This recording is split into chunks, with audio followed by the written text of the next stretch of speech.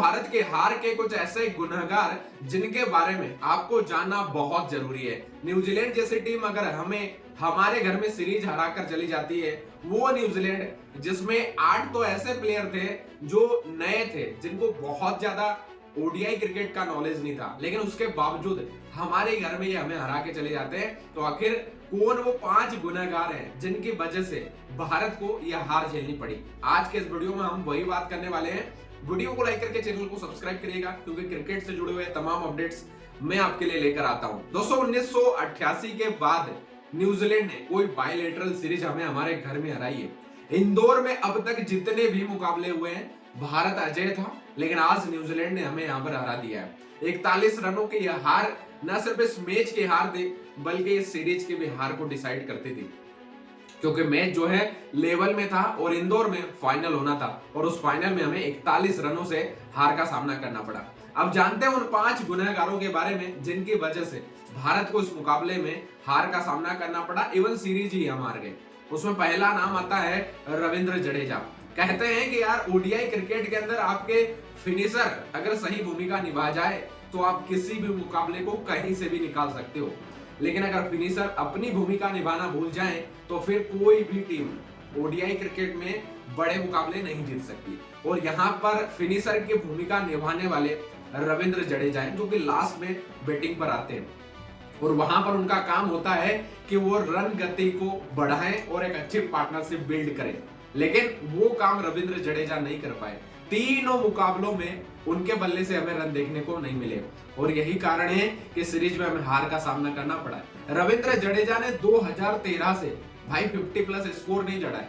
पूरे 10 साल हो चुके हैं, एक दशक से उनके बल्ले से अर्धशतक नहीं आया, और इस सीरीज के तीनों मुकाबलों में कोई विकेट नहीं है, 0 विकेट है, और यही कारण है भारत को हार का सामना करना पड़ा है। अगर सेकंड मैच में इनके बल्ले से रन आते, इनके बॉलिंग से विकेट आते, हम उस मैच को जीत जाते। बड़ोदरा वाले मैच को हम उस मैच को जीत जाते। लेकिन इंदौर वाले मुकाबले में भी अगर देखो, जडेजा अगर विराट के साथ पार्टनरशिप करते और अगर ये विकेट लेते तो 350 के आसपास पहुंच नहीं पाती न्यूजीलैंड, और भारत 350 का जो स्कोर था 338 का, इसे भी आसानी से चेस कर जाती, क्योंकि हर्षित राणा ने जो साथ दिया है वो साथ अगर जडेजा से मिलता तो शायद कहानी कुछ और हो सकती थी। तो पहला तो रविंद्र जडेजा पर बहुत बड़ा सवाल खड़ा होता है। दूसरा जो नाम है वो आता है रोहित शर्मा का। रोहित शर्मा बहुत शानदार खिलाड़ी है, इसमें नो डाउट। इस सीरीज से भी आप उन्हें आंक नहीं सकते कि एक सीरीज में रन नहीं आए तो उन पर बड़े सवाल खड़े होंगे, लेकिन रोहित शर्मा का रन नहीं बनाना भारत की हार का सबसे बड़ा कारण है। अगर आप 350 के आसपास का स्कोर अगर चेस करने जा रहे हो और अगर आपको टॉप ऑर्डर से रन नहीं मिलेंगे तो फिर आप मुकाबला नहीं जीत सकते। तो ये 300 या 250 या 280 का रन चेस नहीं था, ये 340 का रन चेस था, और यहाँ पर अगर टॉप ऑर्डर से रन नहीं आएंगे तो डेफिनेटली नहीं चलेंगे। इस सीरीज में अगर आप देखो तो रोहित शर्मा 26, 24, 11 इस तरीके का इनका ये रन था, और यही कारण था कि भारत को हार का सामना करना पड़ा। 3 में से 2 मुकाबले में हारे, तो वो रोहित का ना चलना भी एक बहुत बड़ा कारण है। कई सारे लोग तो अब उन पर सवाल भी खड़ा करने लग गए, लेकिन मैं फिर भी कह रहा हूँ कि रोहित वो खिलाड़ी है जो कहीं भी कुछ भी कर सकता है। वो 3 मैच से उनके करियर को डिफाइन नहीं किया जा सकता। उसके बाद अगला जो नाम आता है वो आता है कुलदीप, और उसके बाद अगला जो नाम आता है कुलदीप और सिराज का। कुलदीप यादव, जिन पर पूरी भारतीय टीम डिपेंड करती है कि भाई ये बंदा अगर विकेट लेगा हम आसानी से मैच को अपने अंदर कर लेंगे। 3-4 विकेट तो डेफिनेटली लेता है, इसके 2 विकेट भी बहुत इंपॉर्टेंट हो जाते हैं। लेकिन फिलहाल न्यूजीलैंड के पास इनका तो रुक का इक्का नहीं चला भाई, हर जगह इनके जमकर पिटाई हुई है। एक आध विकेट मिला भी है, लेकिन उसके पीछे पिटाई बहुत ज्यादा हुई है, रन बहुत ज्यादा खर्च कर दिए। तो एक तो कुलदीप का ना चलना भी बड़ा कारण है, और साथ ही सिराज का रन थोड़े कम दिए, बट भाई विकेट नहीं ले पाए।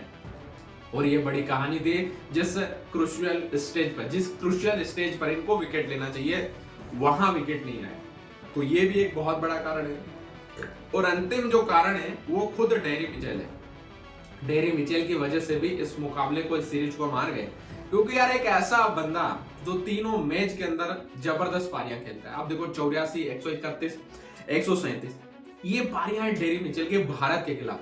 भाई भारत के खिलाफ जो इनका एवरेज है वही 74 का है। 74 का एवरेज सोच रहे हो ना कितना होता है।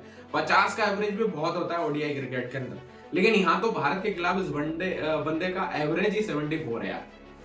ऐसे सिचुएशन में वहां से मैच निकालना बड़ी बात होती है। एक तरफ पूरी भारतीय टीम सजी हुई आपको नजर आती है और दूसरी तरफ एक ऐसी टीम जो बिल्कुल नई नहीं है, भारत में सिर्फ अनुभव करने के लिए आई है, एक्सपीरियंस के लिए आई है। जीत का कोई मायना नहीं है, जीत का कोई नजरिया नहीं है, क्योंकि ना तो इस टीम में केन विलियमसन है, ना आपको मिचेल सेंटनर नजर आते हैं, ना सचिन रविंद्र नजर आते हैं।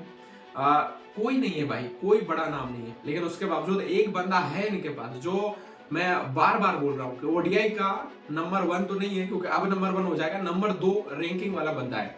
और वो अकेले ही अगर रन ठोक रहा है, वो कैच भी पकड़ रहा है, फील्डिंग भी कर रहा है, बॉलिंग भी कर रहा है, तो फिर आप कैसे करोगे? मतलब ओडीआई क्रिकेट में तो यही है ना कि अगर एक भी चल गया मैच आपका एक तरफा हो जाता है। और वही काम डेरी मिचेल ने किया। फाइनली मुझे लगता है कि ये 5 बंदे हैं जो हार के सबसे बड़े गुनहगार हैं और इनकी वजह से हम मुकाबला हारे। डेरी मिचेल को इसलिए मैंने इसमें जोड़ लिया क्योंकि भाई वो चल गया ना, इसलिए भी हम हार गए ना। वो नहीं चलता तो भी कहानी कुछ और हो सकती थी।